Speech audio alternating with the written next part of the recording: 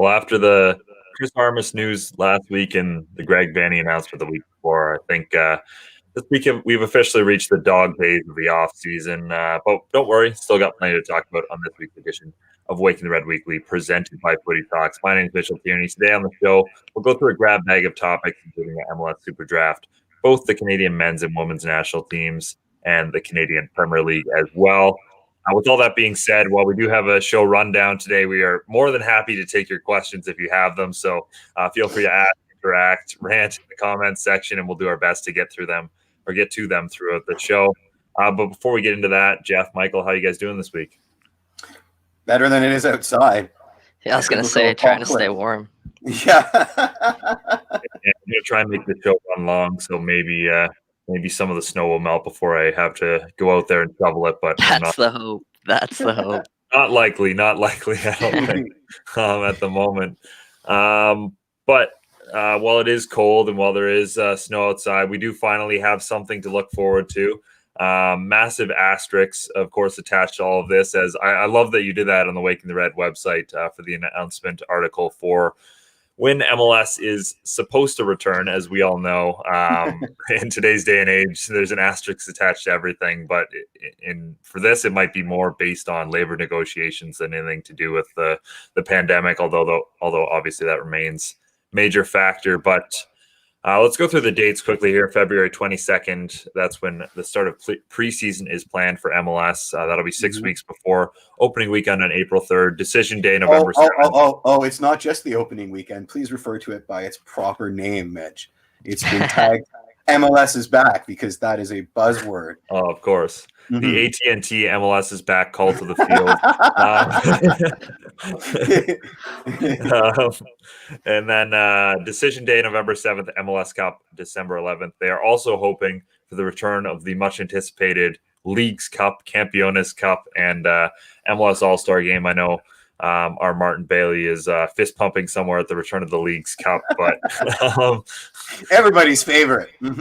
Yeah. Any thoughts on these announcements, guys? I know, like we said, there's certainly plenty of moving pieces in all of this, but at least we have something to look forward to now, and that's kind of this week's theme of the show is a lot of dates coming out. Will they happen? Only the shadow knows for sure. Yeah. Or John Garber's shadow. I mean, is it though? Is it actually happening? Like, we're still in a huge flux with the Canadian teams, and Twitter yesterday went Sherlock Holmes on the press release, like looking for clues as to what it means for the Canadian teams, and the general consensus was more of the same, just we don't know. I don't know if you guys caught this, that MLS started a Twitter account for its labor negotiations yesterday. That can't be good. I mean, that can't be good. Certainly one would argue that it allows us access to information, but that I would counter that it allows us access to information from one side of the table. So judge everything that comes out of that account with a serious grain of salt. And also, it can't be ignored. That's a bit of a shot across the bow in terms of they want to play this out in the court of public opinion. And that's never a good thing. So I have feelings of dread. I've got the fear, guys. That's what caught me, Jeff, and is the fact that they are playing it out in the sort of the court of public opinion there. There's hope. I believe. I guess they're giving us is the latest statement that they provide is that they're finalizing agreement with their players' association. So hopefully this concrete schedule. I think that's really the best thing that came out of this is MLS now has something to sort of concrete schedule framework to work off. And even in these negotiations, I know we were hearing like a January 28th deadline to sort of come to a conclusion of all of this, but perhaps it pushes this back a little bit, but they still ideally would like to have players agreed to a new deal before the start of start training camp. Yeah. Which is also does require that 14-day quarantine. Audi presents the Continental Tire preseason is back tournament of champions. Yes, exactly. So, at one hand, it's great that we have something to look forward to. On the other hand, we don't know for sure yet, but both sides are moving closer to an agreement by all by all indications. So fingers crossed, man. And I'm looking forward to getting back to a full season as opposed to what it was last year. Yeah. No, definitely. I think in terms of asterisks, hopefully we can remove one from the competition schedule itself, which was definitely something that was big last year. Oh boy, we got a George stroller from George. We asked for it though. We did ask. Yeah, for we it did. We asked for it. So I'm just gonna. Is there enough room on the screen? Okay, there we go. I'll start. I'll take the first stanza.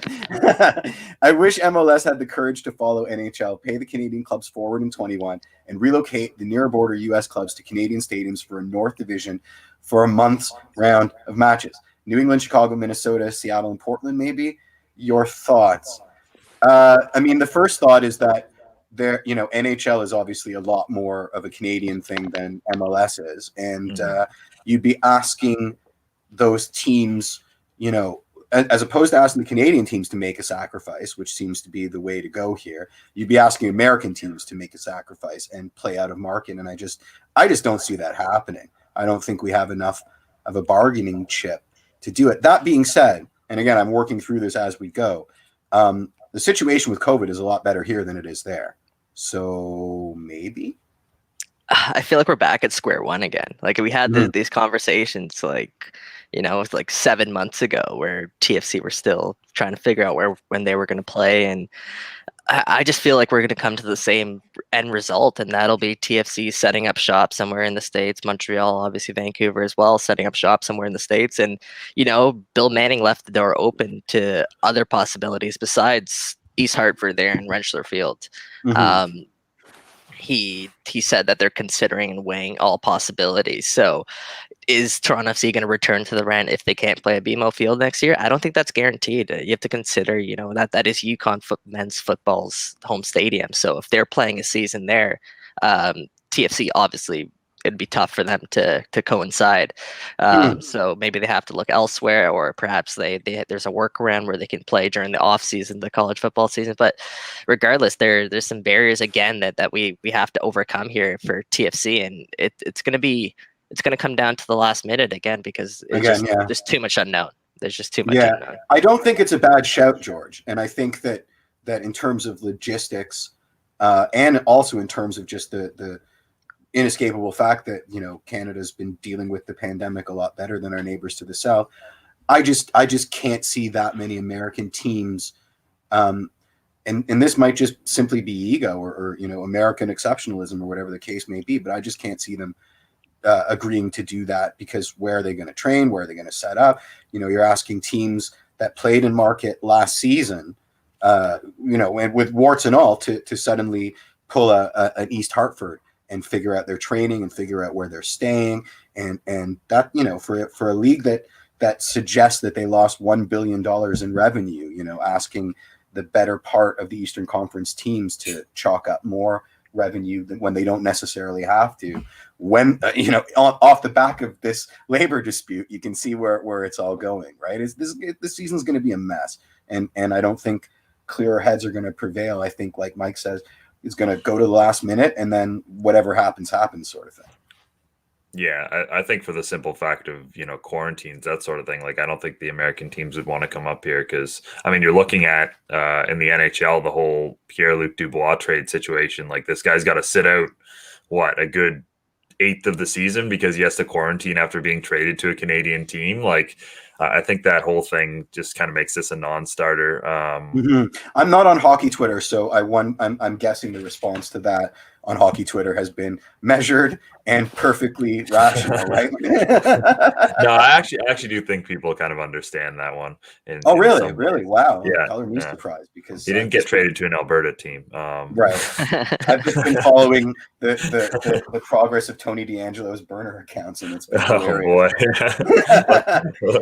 Let's avoid all of that before we go too far down the rabbit hole, even if it is incredibly entertaining. Any more points on this, or can we move on? Because again, like we said, there's just a lot of it's just up in the air right now, and we can speculate as best we can. But I mean, we can take a lot of no comfort in the fact that essentially we're being asked to do something that the American teams wouldn't do in a million years, and I think that's the crux of George's comment, which is, once again, we're getting the short end of the stick. I mean, you buy the ticket, you take the ride. We're playing in an American league. You know, look at how Canadian players are treated as internationals on American rosters, right? Like, you don't have to look very far to see that the pendulum or the scales of justice, as they, you know, whatever metaphor you want to use, are permanently sort of not in our favor. Yep. Yeah, I think that's a fair way of summing it up.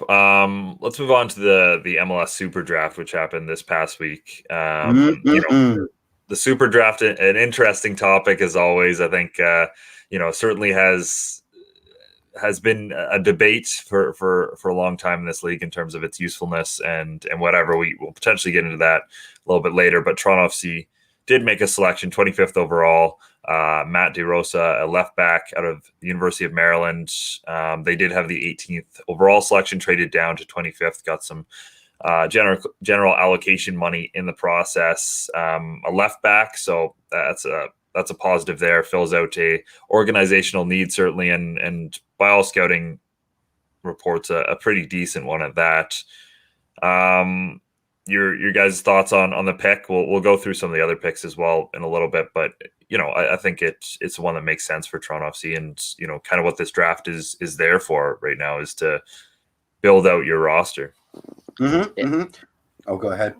Yeah, I was gonna say, first off, I think we should definitely commend TFC for making that trade, getting 50K in GM. I know it's the minimum amount that TFC could acquire, but with this team's tight up against the salary budget, so any little bit there sort of helps. And if you take into account New York City FC, one pick prior to Toronto FC traded their pick away completely without getting another pick in return for the 50K GM and an extra 25K in conditional GM. I think by all accounts, that was a steal for TFC to be able to hold on to that first round pick and acquire 50K in salary cap. That's a win. So we'll chalk that up there. Moving on to DeRosa. I mean, he fills an immediate need that TFC needed, and that was obviously there at left back. That doesn't rule out the possibility of Justin Morrow coming back. I think the two of them there on the left flank would actually be a good sort of duo to go into an MLS season with. I have mild expectations for DeRosa, just because he is, you know, a rookie coming out of the Super Draft. You never know which way that'll go, but people have been saying is that he is one of the most league ready rookies, ready to, you know, jump into the MLS right away. His ceiling may not be the highest, but he definitely brings a steady game, a steady back and forth, two-way game down that left flank. So perhaps, you know, TFC has been applauded in the past for being a team that's easy to come into because it's so easy to understand your role. So perhaps that'll also play a factor in DeRosa sort of occupying that left flank. Yeah, Jeff, what are your thoughts on DeRosa? MLS is evil. Why did they break up the brothers DeRosa? That was unfortunate. Yeah, no situation. That was no good. The other thing is Scarfgate. Like, did they send a box of every team scarf to every potential draft pick, and then had someone just sift through them to find the one that they were, and then do they have to send the other scarves back? I'd imagine, right? Or is there going to be like a run on Depop for like other MLS scarves from the draft, because they're just all selling them for pocket change? These are things that I'd like to know. Because even the people who were traded had the new scarves too. So like, if a team like traded up to acquire someone, they had that scarf ready. It's interesting. I wonder if they did have that box. They had to pick through. I'm gonna have to pick someone's brain about that. Get that. Please do. I really want the answer to that. I remember in the NHL draft, like Quinton Byfield or whatever, like all his cousins running around with like different NHL teams hats, and he just like given them because he didn't end up going to those teams. So I imagine they got all the team scarves, and then some family member or friend has, you know. I was gonna say scarves are nice. Yeah. I mean, but if you don't support the team, then you're never ever wearing it. And especially if you're the family of the kid that got drafted, like, why is Aunt Maggie wearing a Real Salt Lake scarf? This comes up every year with the Super Draft, and I'm sure someone's answered it, but I'm going to ask again.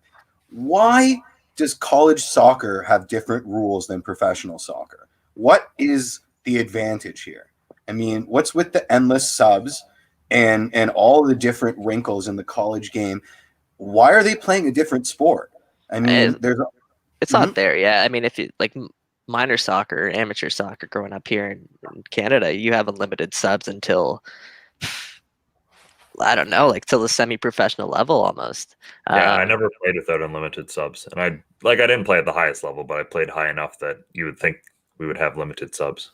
Yeah, no, for the most part, like in I want to say amateur sport, like substitutions aren't limited. So I think NCAA considered that it is amateur athletes. I think to just reside under that sort of unlimited sub rule, but it's a fair shout because these guys they could, I don't know if it prepares them the best for professional soccer, but how can it when this guy's a left back, right? And the modern fullback is a very physically demanding position. He's never gone 90 minutes in that position, right? Has he not? Well, I don't know, but I'm just guessing. No, it's not like that because I like college soccer. Even in Canada, there are players who go the full 90 minutes, especially defenders. So I wouldn't say that he hasn't gone a full 90 minutes, but it's a fair shout. I mean, does it prepare them the best again? Yeah, it just seems so illogical. Like, especially with the Super Draft, you would think, considering all the bad juju that the Super Draft has, and the stats that prove that most players are in there for a cup of coffee and then they're done. It just seems the Canadian Premier League has 3 subs. Well, they have 5 now. They have 5 now, but they did usually stick to that 3 sub rule, right? Yeah, of course. Okay, yeah. I mean, I don't think it's that obvious. It's because I like just below the Canadian Premier League. I'm not surprised. I wouldn't be surprised if like more leagues use a greater amount of sub, just because it gives more players a chance, and again, I think that's the biggest point. It gives more players an opportunity, and I think that's the goal at the amateur level is development. And I think any obstacle to kind of get around that, you just kind of throw away. And I guess that sub rule is that obstacle. I don't think it's really a hill to die on. I don't think it's fair to say it takes away from someone's fitness per se, because someone should still be fit. But I mean, it's a fair concern at least to have on your radar, I would say. Yeah. I mean, you make a lot of good points, but like I said, it always befuddles me because I just it seems so counterintuitive, but that's just me coming at it from outside. It's an incredibly small sample size, but the guy who I was always told was used in a very NCAA manner was Achara, was this player who they would bring on for 10, 15 minutes at a time and just have him, run as hard as he could at guys and really create a lot of havoc, and then pull him off again, and then they almost hockey shifted him was what I was told. Yeah, exactly. They did with Achara a lot, but that hasn't seemed to have affected him at the professional level at all. So very small sample size. Yeah. Very, very small. He's a golden god. Yeah. That's the thing with this guy. He had 2 good games, and now everyone, or even was it just 1 good game? One good game and a good preseason. Yeah. So this guy. I'm helping to bronze his statue in front of BMO later today. Exactly. Yeah. But nonetheless, that is definitely a factor. Toronto FC also selected Nathaniel Crofts, who's a right winger, Paul Rothrock, and defender John Talon Maples.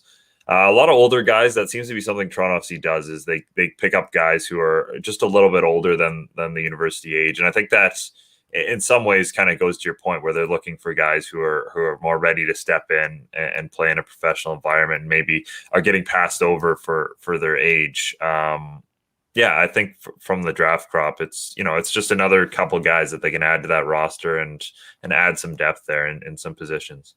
Mm-hmm. So Eric G threw something up, and he just says Maryland has a great track record of producing MLS-ready players: Twelman, Edu, Omar, Mullins, Endo, De La Garza, Zuzi, Sejic, Dwayne St. Clair, Stefan, etc.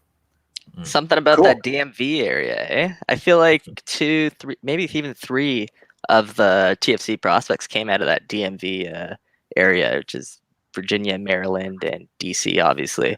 I mean, something's in the, just like Brampton here, maybe something's in the water there in that DMV area, and perhaps TFC tapped into something.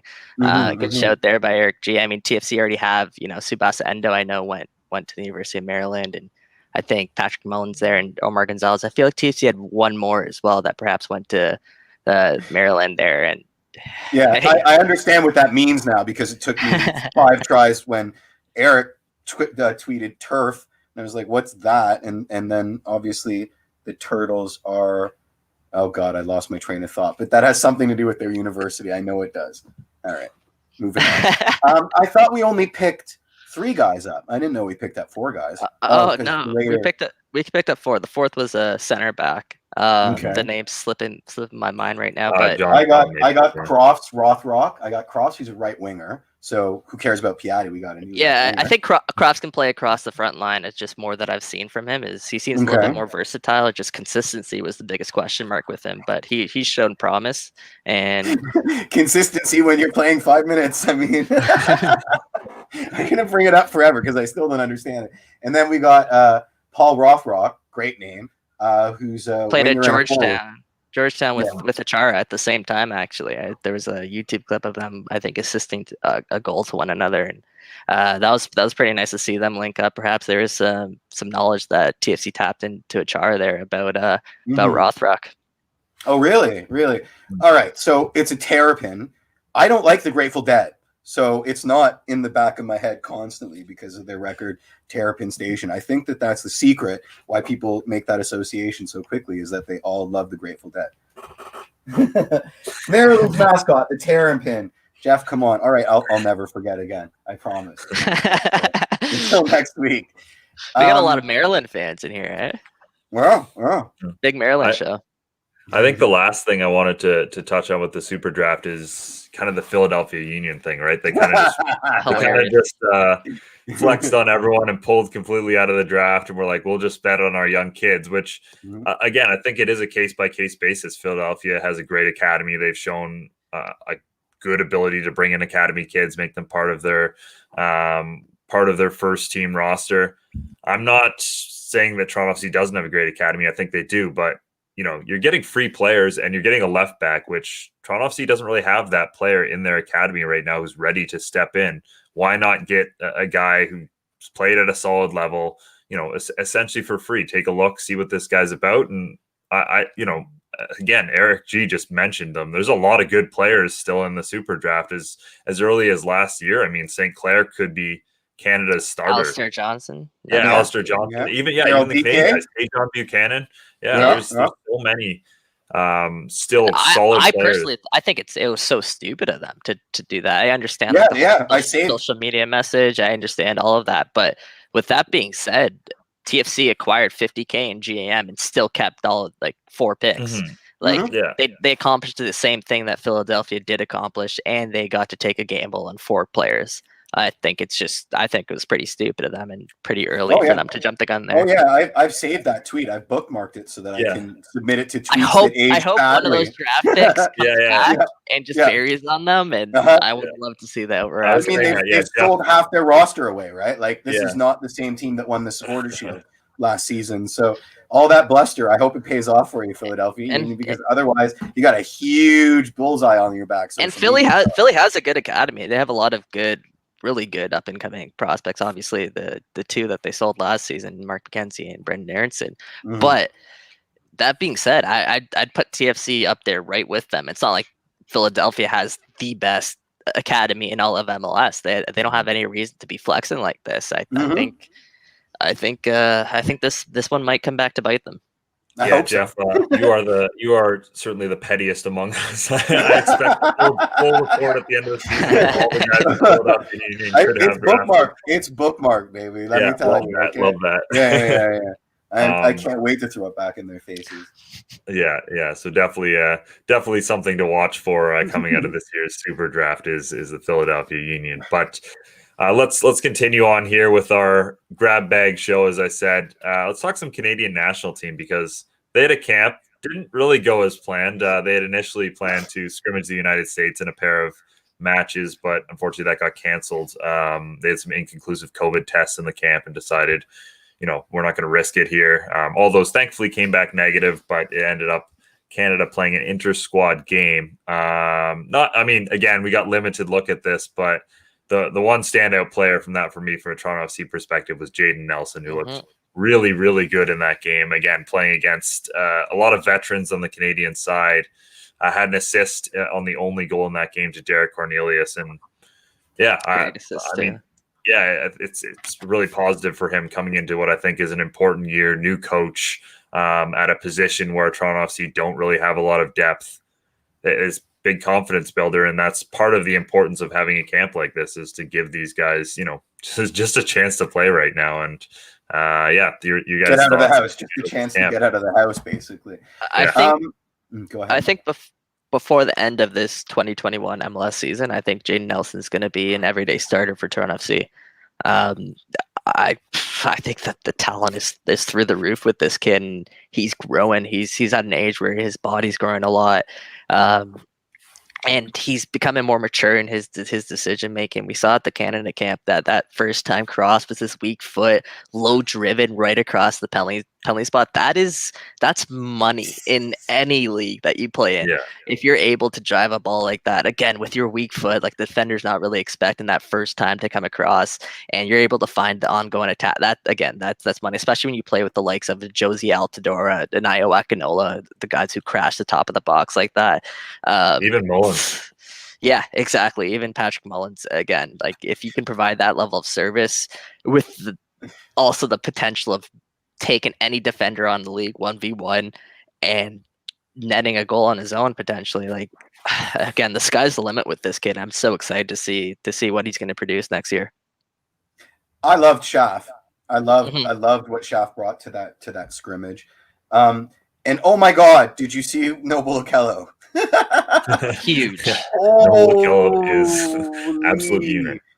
Absolute unit. I think James said last time on the show, I think he has the physique to go anywhere that he wants in world football. He has that frame and he has that stature. And hey, from a central midfielder, if you include the touch and the passing ability on that could be a dangerous product. So if Okello pans out, he has all the tools. But yeah, continue, Jeff. I need to see some Noble this year. I need to see some of that. Like, I'm very, very excited. My question is another theoretical one, because I don't play soccer. When you are doing an inter-squad scrimmage, you can't be going 100%. I think if it's national team camp, I think you could be.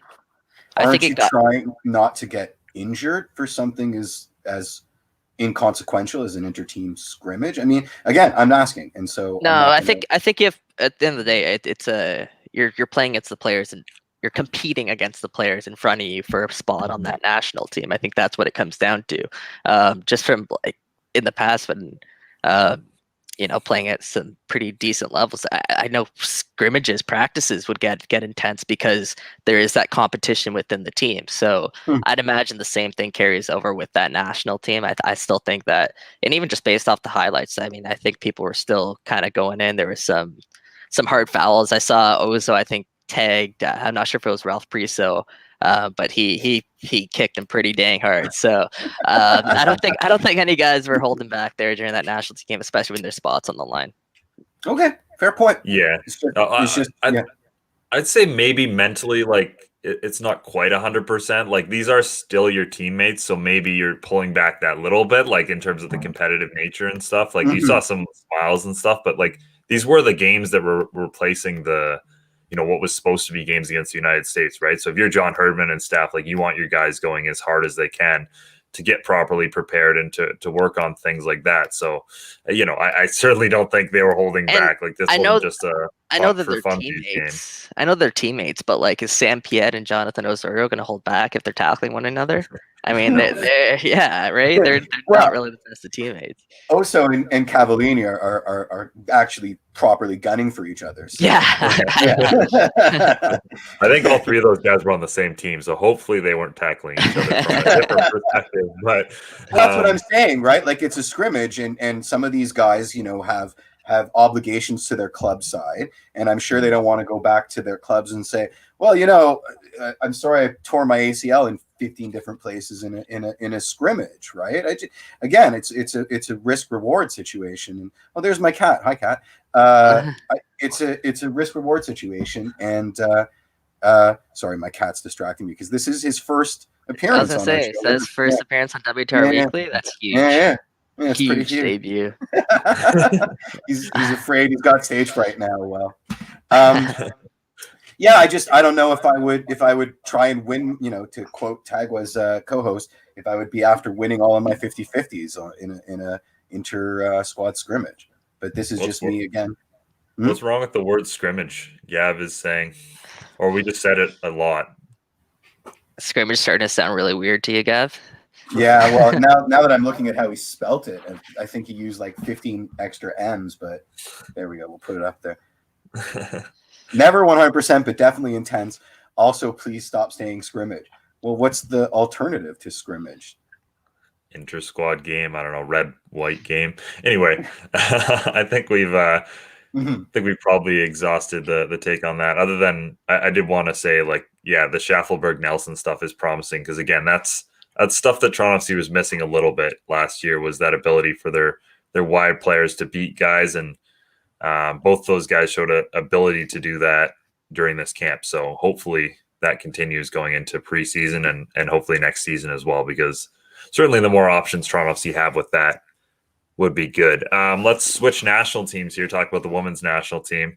Bev Priestman calling in her first roster ahead of the She Believes Cup in February. 29-player camp, and as expected, she's getting a wider look at some of the options that she'll have with the national team. Bianca St. George, Evelyn Vaines, Jordan Listro, Riley Foster, and Samantha Chang getting their first call-ups, as well as some young players coming in, Jade Rose and Olivia Smith, who have been called in before. I think Olivia Smith might have made her first game, but I don't think Jade Rose has played at the senior level just yet. So yeah, I think an exciting roster. I mean, you've got that mix of young players. You've got some new players who've been impressing overseas and at home, or at least in the United States. So it's a good team, and I'm excited to see what they can do at this tournament.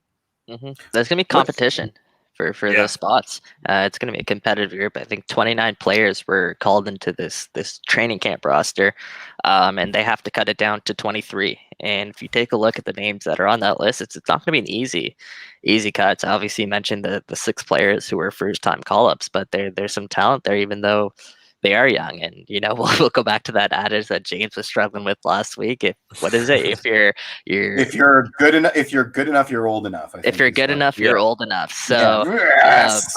I was so scared. That's huge. That's huge.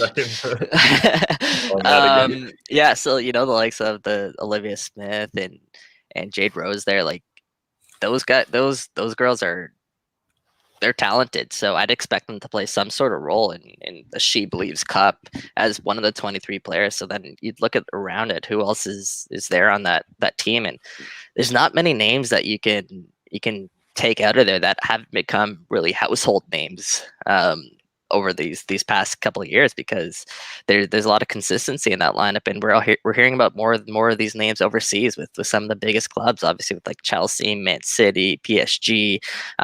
The list goes on and on. Tottenham as well. Like we have a lot of talented females that are coming up, and it's an exciting time. And it's going to be an interesting time for Bev Priestman, because it's a big test for her, because I believe that the Canadian women are at a time right now where they can take advantage and they can actually make a run here, and they have a chance to bring something home that's maybe even better than bronze. And again, it's a way that it's something that can go either way. It can go either really bad or it can be really good. And I think Bev Priestman, her first shot at the helm here, it's going to be an interesting time. It's a tough group, right? It's like Brazil, Japan, and one other team in the United States. And the She Believes Cup. Those guys. Yeah. In that tournament, I think that's just more of a warm up. I want to say gearing towards Tokyo 2021. Hopefully that still goes down, but I think that again that their main objective is the Olympics and the Women's World Cup moving forward. I hate that name, She Believes Cup. I absolutely hate it. I'm really not a fan. Why? It just seems so pedantic. The She Believes Cup. I don't like the turn of phrase. But I'm not going to talk too much about that. It just it's not the best tournament name. They can come up with a better one, unless it's sponsored by She Believes, which I've never heard of as a brand before in my life. So, yeah. I was gonna say all the other tournaments are just sponsored by stuff, so it's not like I don't see how this is any worse than I don't know. But I don't know what She Believes is. Is it a non-profit? Like, am I making fun of like a charity or something? You could be making fun of a charity right now. Yeah, I really hope not. All right, whatever. It's snowing outside. What's that? A unicorn? Oh man, that's funny. Yeah, but you did mention one thing, which is that we hope the Olympics will happen, and that's unfortunately looking increasingly less likely. Reports out of Reuters that and other outlets suggesting this summer's Olympics might get canceled due to pandemic concerns, of course. Obviously a lot of disappointment. I think we all wanted to see what the Canadian U23 men's side could do. We all wanted to see. I think it's obviously bigger for the women's game, of course. That's a massive tournament for them, and Canada's been preparing for that for a while. So that's what would really be disappointing if these games got canceled, is this opportunity for this very good Canadian side to try and medal for tournaments in a row. Yeah. So we'll see. I hope, I almost hope that if it doesn't happen, at least on the women's side, they create another tournament with the top teams in the world. I don't know what they do in a one-off situation, but I don't see why not, because the main concern over the Olympics obviously is like so many sports, so many countries, so many athletes. Not to mention all the staff and everything else that it takes to have both a secure and safe Olympic Games in a non-COVID time. But I could see how they could do some kind of bubble tournament just for the international side. So hopefully something happens this summer. Yeah. I mean, we were discussing before the show started that Florida graciously stepped in and said that they would be willing to host the Olympics just in case, which I'm all for. I think that would be fantastic. I can only imagine the absolute chaos that would be, especially with so little time on the back end to organize venues and stuff like that. It would be terrific. But I mean, I feel bad for the athletes that have found ways to, and I'm not talking about soccer athletes. I'm talking so about, bad. Yeah, like the guys that have found ways to train, despite the pandemic, and now they're looking at a 4-year layoff in between opportunities to compete on the Olympic stage. You had those athletes that were preparing for the 4 years for 2020, and then you got to think that their whole training schedule, they were primed to be in their peak, athletic fitness level in 2020, and then that got pushed back a year. And most of these athletes probably aren't funded very well, or they're not. Or if they are, it's constantly in flux because when people start closing the purse strings, especially exactly. So then that gets pushed back a year. So they have to figure out what they're going to do for the next 12 months to make sure they still stay in that peak, form during a pandemic, and obviously plan towards going to the Olympics and whatever. And then you hear that this might happen, and that's just I can't. My heart goes out to them because I can't even imagine. I'm sure the individual sports are going to try and do something in order to maintain the status quo as best as they can. But the Olympics are the Olympics. I mean, and it's some of these athletes are going to miss out on the opportunity to compete in their primes, and that's. If we want to relate that. We want to relate that back to Canada soccer and just the Canadian women's national team. I mean, think about someone like Erin Macleod, who turned 37, I think it was this year. And even Christine Sinclair's 37, but she's still performing. Erin Macleod's, battled a lot of injuries in her recent years. And she obviously was the first choice goalkeeper for Canada before going down with injury. And, was this her last kind of pushback towards, making that Olympic Games and being part of that squad? And, if the Olympics does get canceled, what's going to happen with her? It's really, really sad to think about, like just bringing it down to each athlete individually, as opposed to, the whole Canada soccer. It's really heartbreaking, and we wish them the very best, and we hope that they can put together some sort of competition if the Olympics does get canceled in 2021. Yeah, this would be. I mean, I'm guessing here, but no, because it went in World War II for a little bit, and then I'm just wondering if this is the first time that the Olympics has been canceled in the modern era. I wouldn't know that. You're testing my Olympic history on that. Yeah, I don't know offhand. Yeah, maybe somebody smarter can chime in the comments, but it's certainly not. It doesn't happen often. I mean, that's pretty self-explanatory. Let's not forget Canada Olympic gold medalists at I want to say 1920. I'm not sure. Well, in the 1920s, we won a soccer men's gold medal, so that is still technically our greatest soccer accomplishment of all time.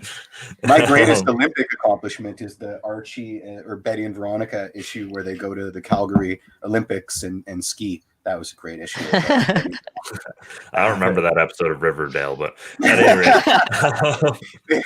Riverdale's not Archie, man. Riverdale's I told you guys this would be a grab bag of topics on this week's show. Let's move on. I can discuss last night's Bachelor for at least another 20 minutes. So. I haven't watched it yet, so we'll have to. That'll be an after show discussion. Mm-hmm. Let's move on to one last bit of good news, and that is the Canadian Premier League hoping to return for a full season, May 22nd. That's the Victoria Day long weekend. They're hoping to have supporters in the stands as well. We'll see where they get to on that. Obviously, a lot of things, up in the air on everything that we've talked about in today's show. But good news, I think, the Island Games definitely built some momentum back up for this league, and as close to they can get to a full season next year is important, of course, because, everything we saw this year was so truncated and like small from the Canadian Premier League. A lot of the players I wanted to see, a lot of the guys that I think could have a future in at higher levels, they only had such a small sample size for themselves. So I'm excited to see what, some of these guys can do over a full season. Mm-hmm. Yeah, I think May 22nd is ambitious. I think fans in the stands is beyond ambitious. But, I'm a cynic by nature. We have no date for the Can Champ final, and like absolutely no even potential for a date, and we're running out of weeks. Yeah. I think they're talking about it behind the scenes. Obviously, there's still things that are ongoing. I think Martin Bailey was the one who said second week of March, so perhaps that's something that TFC fans can look out for. But I'd expect it to be somewhere around then, and I don't see it being much earlier. Hopefully, the MLS season doesn't really clash with that, and labor negotiations don't affect that at all. But there will be some action to look forward to from a TFC perspective in the next, I'd say, 2 months for sure. Yeah, one of the concerns about that, of course, is the international break as well. You've got, of course, World Cup qualifiers. You've got Osorio, guys like that who are written in pen in the Canadian squad. Is the international break, yeah. So if they can avoid that, that'd be ideal. So TFC aren't missing some of those guys. Yeah. And I also want the narrative that Armis's first game, he wins could the win trophy. silverware. Like I really want that. I mean, I know that it's such a lower, so much lower on the totem pole of concerns, but that would be amazing. That'd be a good start. Yeah, that'd be a positive start to your tenure, and hopefully that would carry over into the season. I think Ollie reported this morning. I just want to give him a quick shout out that Kyle Becker is re-upped with Oliver Platt, re-upped with Forge FC long term. So that's the Oliver Platt is playing for Forge FC now. Sorry, Kyle I hope Becker, not for Forge's sake. We've seen what Ollie can do with Waking the Red FC, and I was going to say. I've heard he's pretty damn good. No, he's actually not bad, but I don't know if he's Canadian Premier League level. That's hilarious. But yeah, shout out to that TFC draft pick, and he's done great stuff with Forge, and he's really cemented a spot there in his lineup. George there has a question. It's Canadian Championship location on neutral ground, and are they going to be playing with an orange ball? I hope Dude, they can play with a purple ball for all I care. I just want to see some damn. Yeah, if the Canadian Championship, when it does go down, where do you guys think it would happen? I got to say BMO. No. I had heard some things that maybe out west was what they were looking at. That was, of course, months ago when we thought it was going to be played after TFC's season. But yeah, I don't know. Like, in terms of weather, that would probably make the most sense. But I think if you're Toronto FC, you're pushing heavily for it to be played at BMO, and then if you're Forge FC, you're pushing pretty heavily for it not to be played at BMO. So we'll see. We all know the MLS sides, for better or for worse, have a bit more pull potentially. At least optically, they do in terms of this competition. But we'll see how that turns out. That might. There's going to be a lot of interesting narratives leading up to this. So many. because And it's just it just keeps getting pushed, right? And then we keep running out of time and running out of time and running out of time. It's amazing with so much time, so much free time, we can't seem to get this game played. Yeah. But you know, I have faith that it'll get played because I want CCL so badly. I want CCL, man. That's our trophy. That Forge TFC matchup, that's a good one just because there's so many crossover fans too. There's a lot of intersections there, and I'm excited for it. We'll hear more about it in the coming weeks. I think that's a good place to leave things off. That we're hoping for a couple more details on a lot of these things in the coming weeks. A lot of speculation and guesswork right now, but at least we have some dates that we can look forward to right now, which is always exciting. That at least plans are in place for all these leagues that we love to return, and these national teams as well. So hopefully that works out. But until then, on behalf of Jeff, Michael, myself, hope you all have a good and safe week. And until next Tuesday. Stay warm. Yeah. See you next week, guys. Cheers.